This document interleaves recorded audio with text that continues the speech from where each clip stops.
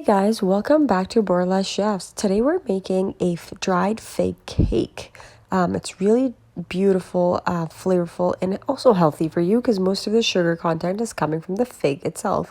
So first off, I'm just going to take some dried figs and I'm going to really rehydrate them in water by boiling them.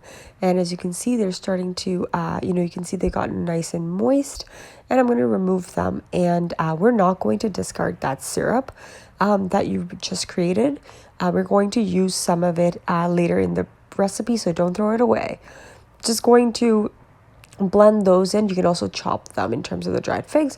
And then I'm going to take a bowl for all my wet ingredients. So I've got some brown sugar, and then I'm adding butter to it, and we're just going to essentially cream it.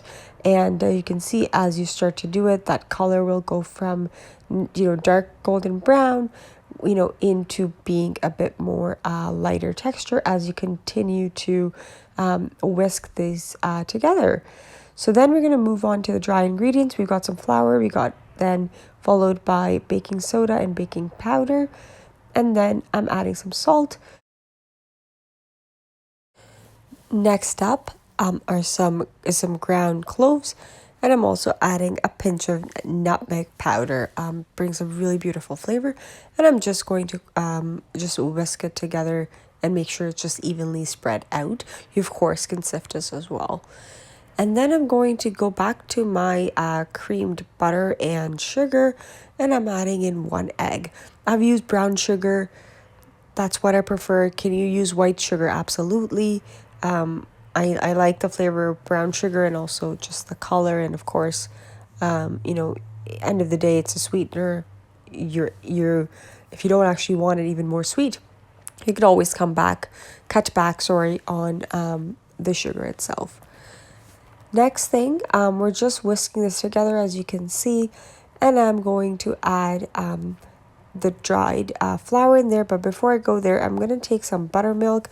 And remember we talked about that water that we boiled the figs in. I'm adding a bit of that in there because retain all of that flavor from those boiling figs. Coming back to the mixture, we're adding we're going to start to incorporate some of that flour right into this, and we're going to alternate it with that buttermilk and dried figs water mixture that we had going.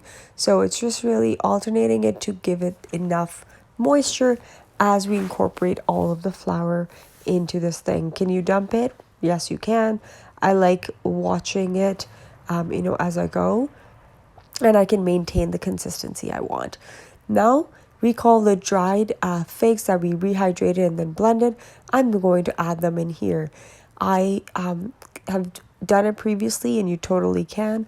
If you just want to chop them, you like them more in pieces and more in segregated spots, you definitely can do that. I just like it in every bite, so I'm blending it in. And that's really it.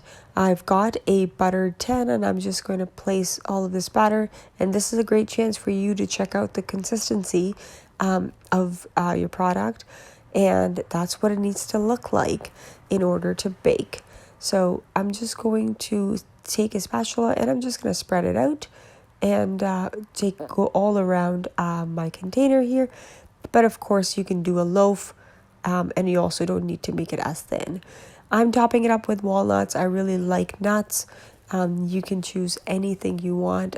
This really is a bit of a spice cake, and most of the nuts go really well with this fig cake. And I'm going to now take it and put it into the oven, and about 40 minutes later, you've got your final product looking so beautiful. And look at the glaze you've got on top without having to actually glaze it. Beautiful cake. Do try it, and it's actually not that bad for you, which is one of the reasons I wanted to share this recipe with you.